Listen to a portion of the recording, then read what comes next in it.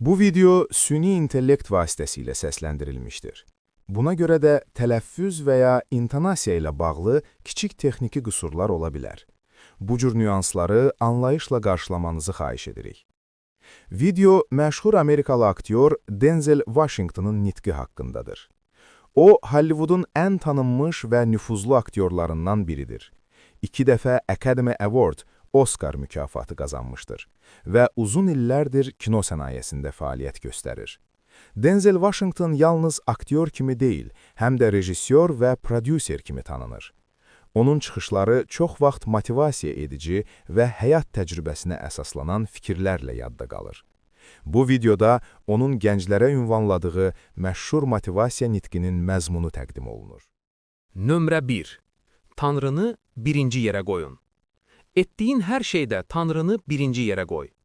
Məndə gördüyün hər şey, əldə etdiyim hər şey, sənin mənim haqqımda düşündüyün hər şey, bəli, nəyimsə varsa, bunların hamısı Tanrının hədiyyəsidir. Anla ki, bu bir hədiyyədir. 40 il əvvəl, 27 mart 1975-ci ildə, düz 40 il əvvəl, martda, mən kollecdən 1,7 qiymətlərlə bovuldum. Ümid edirəm ki, heç biriniz belə vəziyyətlə qarşılaşmamısınız. 1,7 qiymətlərlə. Mən anamın gözəllik salonunda oturmuşdum. Hələ də ora elə deyirlər, anamın gözəllik salonu. Mən orada oturmuşdum və güzgüyə baxırdım. Arxamda isə saç qurutma aparatının altında bir qadın oturmuşdu. O hər dəfə başını qaldıranda mənə baxırdı. Sadəcə gözlərimin içinə baxırdı. Mən onu tanımırdım. Sonra dedi, qələm verin, mənə qələm verin. Mənim bir peyğəmbərliyim var. 27 mart 1975-ci ildir. O dedi ki, oğlan, sən bütün dünyanı gəzəcəksən və milyonlarla insana danışacaqsan. Bu vaxt isə mən kollecdən qovulmuşdum. Orduda xidmət etməyi düşünürdüm, nə edəcəyimi bilmirdim. Amma o dedi ki, mən dünyanı gəzəcəyəm və milyonlarla insana danışacağam.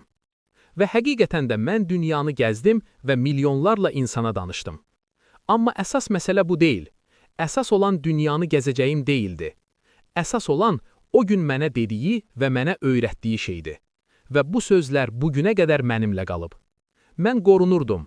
Mənə yol göstərilirdi. Mənə düz yol göstərilirdi. Mən həmişə Tanrıya inanmışam və bu inam mənə təvazökar qalmağa kömək etdi.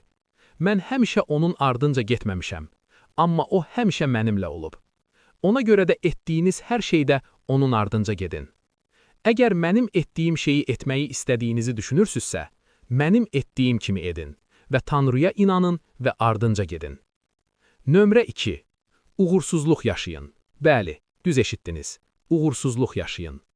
Bugün sizin yeni həyatınızın başlanğıcıdır və bu qorxulu ola bilər. Orada yeni bir dünya var, sərt bir dünya və sizin yalnız bir həyatınız var. Ona görə də sizi ilhamlandıran işi görün, sevdiyiniz işi görün. Peşəkar həyatınızda risk geyinin. Uğursuzluqdan qorxmayın. Bir vaxtlar bir IQ testi var idi. Tapşılıq belə idi.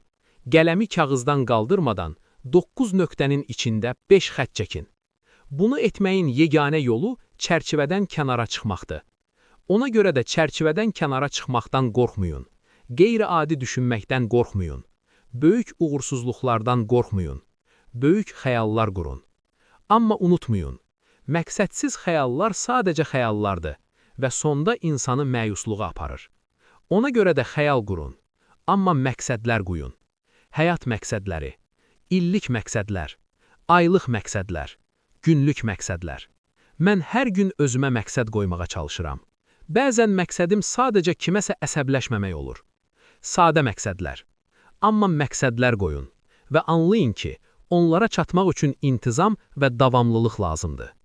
Məqsədlərinizə çatmaq üçün intizamlı olmalısınız, artıq etdiyiniz kimi və hər gün davamlı olmalısınız. Təkcə çərşənbə axşamı deyil, sonra neçə gün buraxaraq deyil. Hər gün işləmək lazımdır. Hər günü planlaşdırmaq lazımdır. Sizə bir məsəl deyim. Biz uğursuzluğu planlaşdırmırıq. Biz plan qurmadığımız üçün uğursuz oluruq. Çox iş görmək nəticə verir. Uğurlu insanlar çox işləyirlər. Və sizin böyüdüyünüz bu dünyada, tweet yazdığınız, postlar paylaşdığınız bu dünyada, unutmayın, çox iş görmək o demək deyil ki, çox nailiyyət əldə edirsiniz və ya edəcəksiniz. Hərəkəti inkişafla qarışdırmayın. Anam mənə deyirdi, yerində qaça bilərsən, amma heç yerə çatmazsan. Ona görə də irəliləməyə davam edin. Məqsədlər qoyun, irəli gedin. Nömrə 3. Heç vaxt cənazə maşınının arxasında yük maşını görməyəcəksiniz. Yenə deyirəm, heç vaxt cənazə maşınının arxasında yük maşını görməyəcəksiniz. Nə qədər pul qazansanız belə, onu özünüzlə aparmayacaqsınız. Məsələ nə qədər şeyə sahib olmağınız deyil, məsələ sahib olduğunuz şeylə nə etməyinizdir. Hamımızın fərqli istedadları var. Sizlərdən bəziləri doktor olacaq, bəziləri hüquqşünas olacaq, bəziləri alim olacaq, bəziləri müəllim olacaq, bəziləri tibbi bacısı olacaq, bəli, bəziləri də vaiz olacaq. Bu dünyada edə biləcəyin yaxşı mənada ən egoist şey başqa bir insana kömək etməkdir. Niyə egoist? Çünki başqasına kömək edəndə hiss etdiyin məmnuniyyət, aldığın yaxşılıq hissi ən böyük hissdir. Zinət əşyaları deyil, böyük ev deyil, maşınlar deyil. Əsl sevinç başqasına kömək etməkdədir. Uğur da elə budur. Sizə praktik qəribə bir tövsiyəm var. Bu axşam çəkəklərinizi çarpayının altına qoyun. Çünki sabah səhər oyananda onları götürmək üçün diz çökməli olacaqsınız. Və diz çöktüyünüz o anda deyin. Tanrıya lütf üçün minnətdaram. Tanrıya mərhəmət üçün minnətdaram. Tanrıya anlayış üçün minnətdaram. Tanrıya hikmət üçün minnətdaram. Valideynlərim üçün şükür edirəm. Sevgi üçün şükür edirəm. Xeyirxahlıq üçün şükür edirəm. Təvazukarlıq üçün şükür edirəm. Sülh üçün şükür edirəm. Xeyir dualar üçün şükür edirəm. Allahın sizə hələ vermədiyi şeylər üçün əvvəlcədən şükür edin. Bu mənim həyatımdır. Mən belə bir insan olmuşam. Hələ sizə aid olacaq şeylər üçün əvvəlcədən şükür edin. Ürəyinizdə olan həqiqi saf arzu, Tanrıdan gələn bir işarədir ki, bu gələcək də sizin ola bilər. Yenə deyirəm, ürəyinizdə olan həqiqi saf arzu, Tanrıdan gələn bir işarədir ki, bu gələcək də sizin ola bilər. İstədiyiniz hər şey artıq sizdə var. Ona görə də onu götürün. Onu əldə etmək üçün çalışın. Və əldə edəndə başqalarına kömək etmək üçün əlinizi uzadın. Hər kəs bir nəfəri öyrətsin. Sadəcə pul qazanmağa çalışmayın. Dünyanı daha yaxşı bir yerə çevirməyə çalışın. Bu nitqdə səsləndirilən fikirlər bir neçə əsas məqam üzərində cəmlənir. İlk növbədə insan həyatında Tanrıya yönəlməyin əhəmiyyəti vurğulanır. İnsan Allaha sığınmalı, ondan istəməli və onun yolunda addımlamalıdır. Çünki insanın gələcəyinin və həyat yolunun həqiqi təminatçısı odur. İkinci mühüm fikir uğursuzluqlara münasibətlə bağlıdır. Uğursuzluqlardan qorxmamaq, böyük xəyallar qurmaq və bu xəyalları məqsədlərlə birləşdirərək məqsədyönlü şəkildə hərəkət etmək vacibdir. Məqsədsiz fəaliyyət insanı nəticəyə aparmır. İnkişaf yalnız məqsədli və davamlı səylə mümkündür. Üçüncü məqam isə insanın mənəvi məsuliyyəti ilə bağlıdır. İnsan sahib olduqlarına görə şükür etməli, başqalarına kömək etməli və dünyanı daha yaxşı bir yerə çevirmək üçün çalışmalıdır.